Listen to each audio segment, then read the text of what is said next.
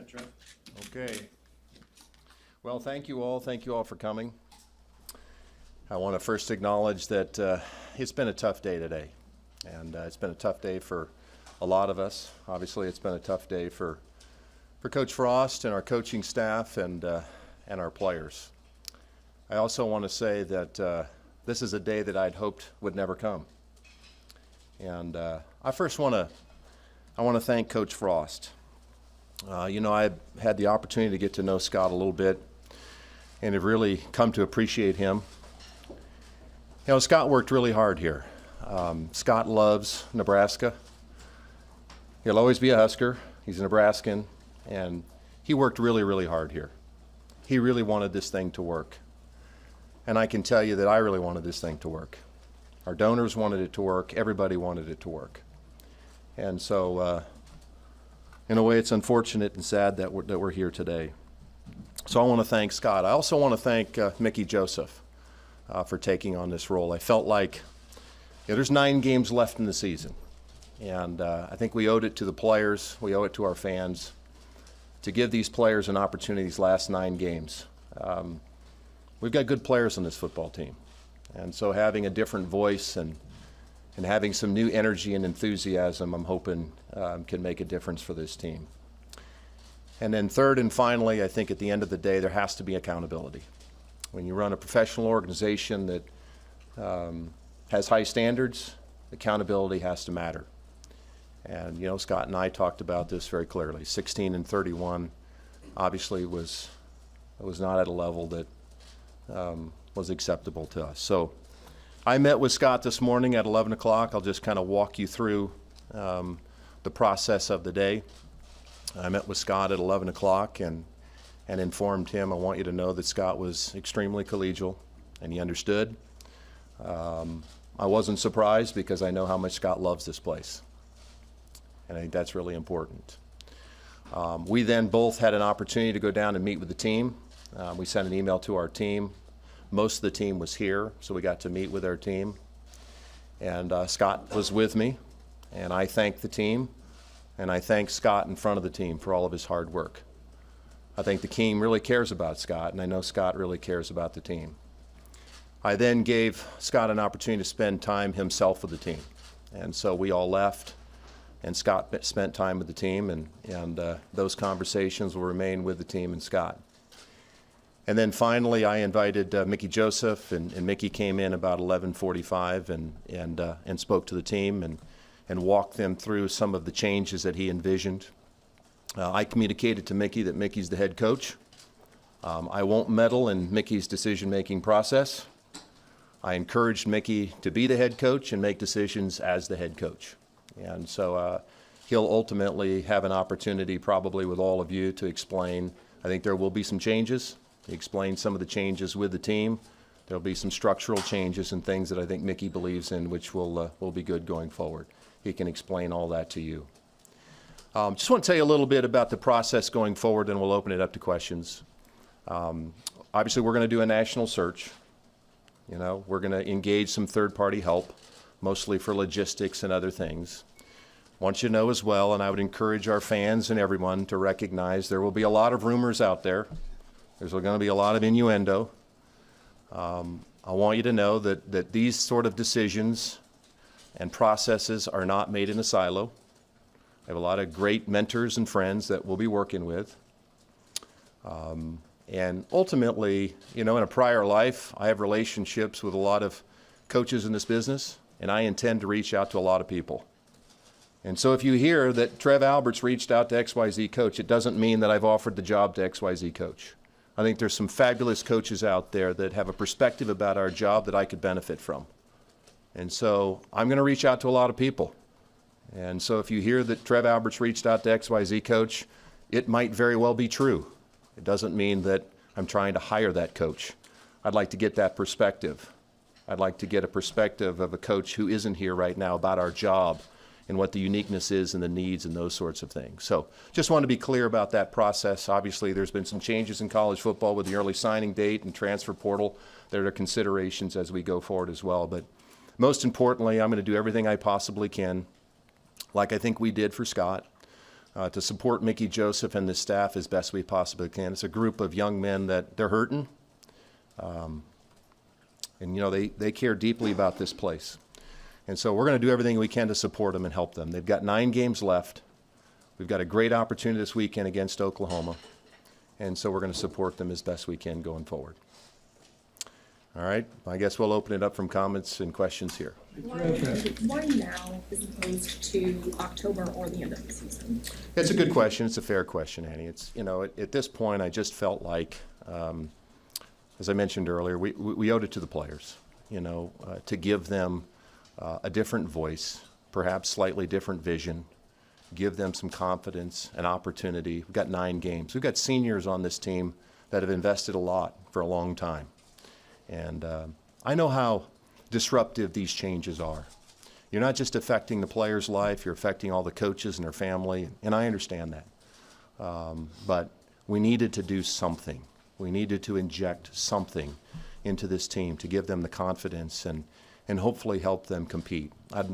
Nothing would please me more than to see a pretty significant change and help this team get over the hump and win some games. The buyout was supposed to drop in half on October 1st. How did you handle that? Was there a negotiated settlement, or does Scott get the $15 million? There's no negotiated settlement. The University of Nebraska has a long history of living up to what we've agreed to. And so the contract is what the contract is, and of course the university will comply as we always do. Did you have to summon any outside help from boosters to? I won't get into any discussions about outside boosters or any of that sort of thing. But Trev, when did you actually make the decision? Last night? yeah, I think last night. Not a lot of slept. Didn't sleep a lot, Andy, and a lot of us didn't. But some real concern throughout the first couple games, and wanted this thing to work. Wanted to give a little extra time, and I think last night, and then through the night, and then into this morning, I really felt like we needed to make a change. If they won, would that have changed? Like if they get a stop? I don't know, Sam. I mean, I don't want to get into the what ifs if they stopped here on 3rd down or got this. I mean, I don't think that's really healthy. We are where we are. We're 16-31, and I want to give this group of players an opportunity to have a different voice to try to win some games this year. Do you have a short list of coaches you're considering at this point? Or are you just starting with a very broad? Well, Steve, I want to first say, first of all, we have not engaged in any third-party folks. I have not talked to any agents of any football coaches. We were all in to help Scott be successful. Everybody wanted Scott to be successful, and I believe Scott wanted Scott to be successful as well. So listen, yeah, anybody in my position has a group of folks that they admire. At the end of the day, for us, we need to, get some clear definitions about what those coaching qualities look like. What is our unique culture need in terms of coaching, and ultimately, what is our culture going to be as a team? So, yeah, there's a group of people that I'm well aware of and interested in, would like to talk to, and we'll go through that as we move forward. But right now, in the immediacy, Steve, we've got an opportunity to support the team as they move forward. What chance does Mickey Joseph have to earn the job on the team? Well, I met with Mickey and I told him, we were going to do a national search, and so we'll continue to do a national search, and we'll see how the season unfolds. But I think we have an opportunity, to hire an outstanding coach that can lead our program, and I'd love to see Mickey, grow into that, and we'll just see where it goes. But again, we'll do a national search, and if at that point, Mickey is an obvious candidate, he'll be part of that conversation as well. Trev, where do you, I guess, what kind of expectations do you have for the program now? I mean, what do you think the ceiling is, and where would you like the team to go from here? Well, I won't get into specific, ceilings or where to go. Listen, we've said all along, I'd just love to see this team continue to grow, compete, make progress, have a team that represents the values of Nebraskans, be tough, win the line of scrimmage, do the fundamental things that teams need to do to win games, and I think we can get there. We'll stop talking about championships or stop talking about things we used to do. We'll just get really process-oriented, detail-oriented, and ultimately, when you start doing those fundamental championship habits type things, as I think about them, those types of wins and things follow. But we need to stop focusing on that. We need to start focusing on those small fundamental things that ultimately lead to those types of things. And so those are the things we'll do. What are 3 or 4 qualities that you really want in a good head coach? You've hired many head coaches at other places. Talking intangibles, not necessarily resume things. Sam, I've always believed that, great coaches are people of character. I think they're people managers. They're culture builders. I think they're grinders. A lot of the great ones don't have a whole lot of hobbies. It's all they know, And, so those types of things. And I think young people, as we've moved forward, have changed a little bit. So I think being able to identify and relate to the modern student athlete and all that they're going through and all of the new things like NIL and all those types of things are very important. But the basic fundamentals of authentic leadership, is this somebody that the players are willing to follow? It's just basic types of leadership things that are really, really important to me. And I like people who hate to lose. I like people who hate to lose more than they enjoy winning. And I got to be really careful when I say those things because I certainly don't mean to infer and imply that our previous coach didn't have those things. And I want to be very clear about that. That's not fair to Scott.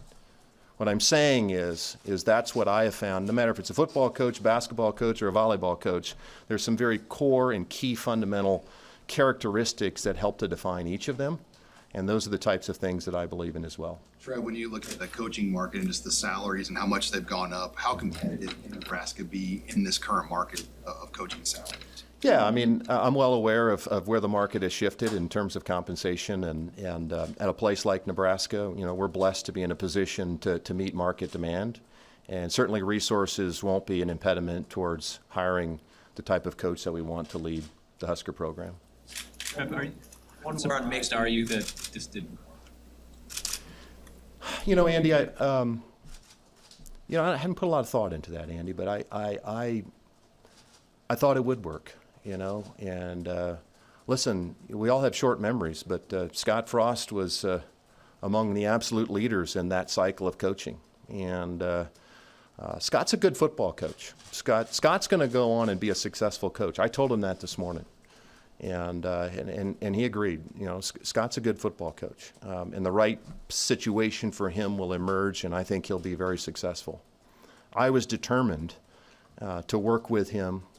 And try to balance, Andy, that very delicate balance of not meddling, because it's the last thing I think administration should do, is start dictating to coaches how they operate their deal, but be supportive. And but it is what it is. It didn't work, and that's why we're here today. What are some of the specific qualities that he has that made him right for this role? Well, Mickey's an energetic guy. Some of you have interacted with him already. He's pretty black and white, and I was in there when he talked to the team, and he, I think, sees this as a real opportunity for him as well, professionally, and all of you will get a chance to talk to Mickey. I think he has an infectious personality. I think that's important. He's been some places. So I think that benefits him. I think he has some different feelings about structure and approach and how he'll handle practice and some different things. So there'll be some immediate, fairly significant changes into his approach. And he had a very poignant conversation with the team today that I thought they took very well. And at the same time, I think, like Scott, Mickey will love them and seek to serve them. This being a unique program, what sort of qualities do you look for in a person to run this kind of program from that specific slant of it, with just the intense interest and all that? Well, I don't know if there's anything specific to, how magnified the role is. I certainly think it has to be somebody that has a servant leadership mentality, that's here to serve young people, that perhaps sees a picture bigger than themselves, if you will. But I don't think anything specific. Every single job in college football has challenges. This job has advantages to other jobs, and it has some disadvantages. It's the same thing with every job in college football. We have 1.8 million people in this state. That's not going to change. But we got some built-in advantages here. So we need to play to our strengths and build on those, right? And so the right kind of coach, I think, sees this as an opportunity to rebuild and build something special here. Why don't you think it worked? I mean, you've been here now for however many games, 15 games. Why do you think Nebraska was 4-11 in those games? Sam, I don't know. And, and I'm not trying to be flippant with you. If I knew, we would have made some changes. I don't know the answer to that question. Did you see something in cross coaching style, whether in practice or in games, that disappointed you or frustrated you? I could spend a lot of time. I don't want to spend a lot of time going backwards and looking at and evaluating Scott, only because I think at this point it's a little unfair to Scott. We've moved on. Certainly there's things that you observe and you'd see and you'd say, well, maybe I'd do something different. We would have conversations. But at the end of the day, Scott Frost was the head coach. And I promise you, Scott made decisions that he thought were in the best interest of the University of Nebraska. They were genuine. He believed that in his heart, okay?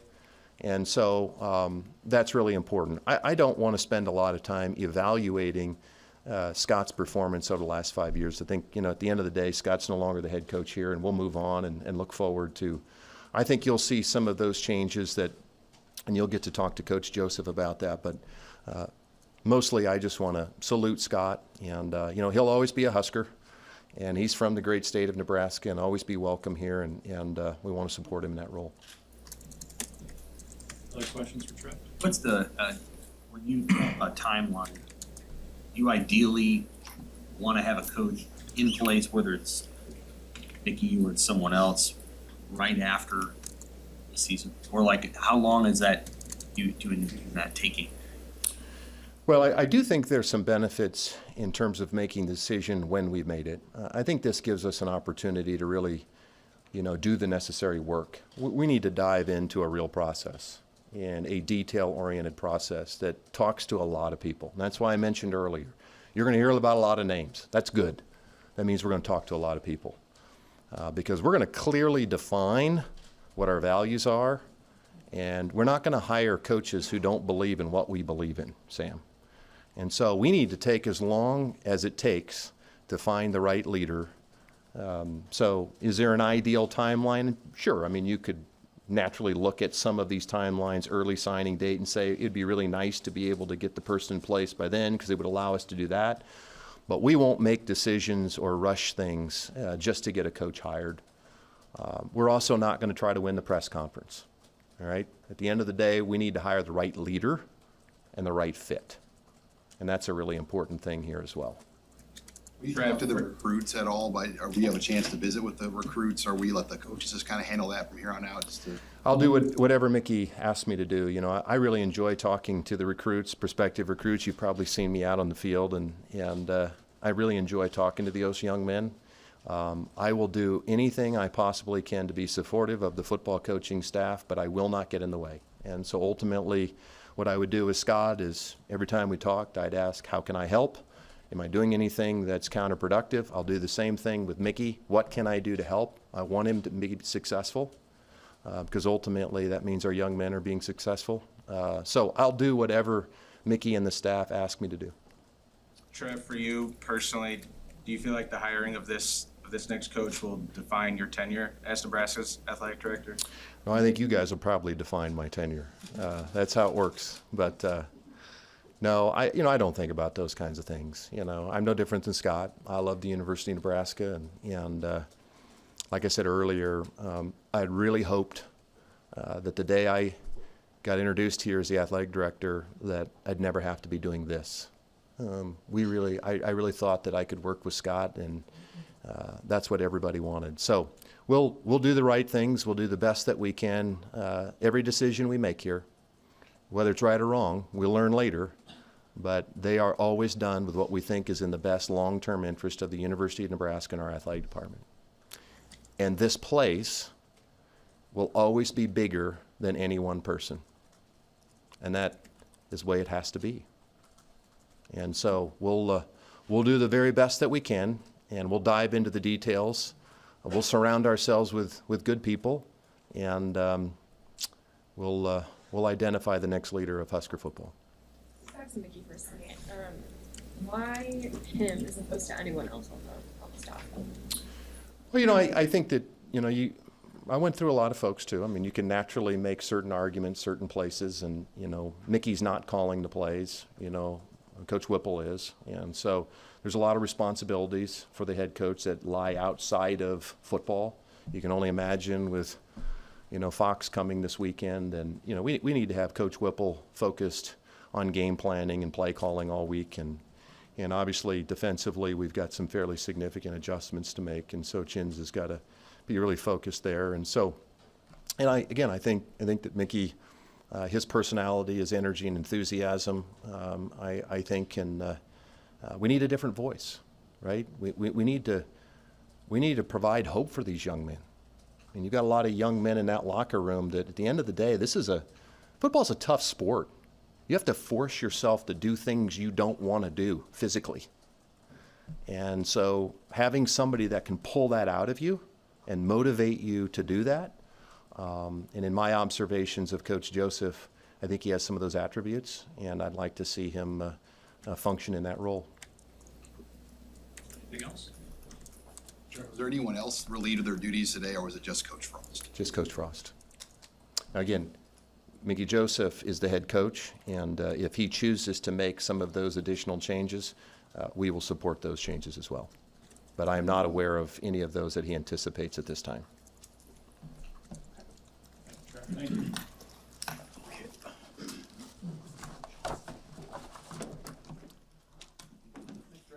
Thank you.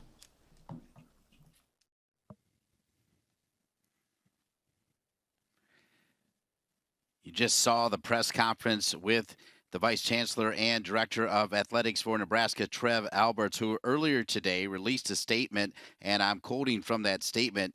Earlier today, I met with Coach Frost and informed him we were making a change in the leadership of our football program effective immediately. Scott has poured his heart and soul into the Nebraska football program, both as a quarterback and head coach, and I appreciate his work and dedication. After the disappointing start to our season, I decided the best path forward for our program was to make a change in our head coaching position. Associate head coach Mickey Joseph will serve as our interim head coach for the remainder of the 2022 season, end quote. Again, the statement from Vice Chancellor and Director of Athletics, Trev Alberts. Of course, Mickey Joseph will now make history as the first African-American head coach across any sport at the University of Nebraska, and he comes with strong credentials, having coached 2 NFL All-Pro wide receivers in Justin Jefferson and Jamar Chase while he was with Louisiana State University. Coming up for Nebraska, can you believe it? Their old rival, Oklahoma. As you heard Trev Alberts say, Fox is coming in, and that'll be a massive game for their interim head coach, Mickey Joseph. And then Big Ten play with Indiana, Rutgers, Purdue, a bye week, Illinois, Minnesota, Michigan, Wisconsin, and Iowa. Scott Frost, who won 2 national championships as a player, relieved of his duties with a 16-31 record. You can stay tuned to the Big Ten Network today and, quite frankly, all week long as we continue to cover the coaching change at Nebraska. The new head coach in the interim will be Mickey Joseph, as seen right here on the Big Ten Network.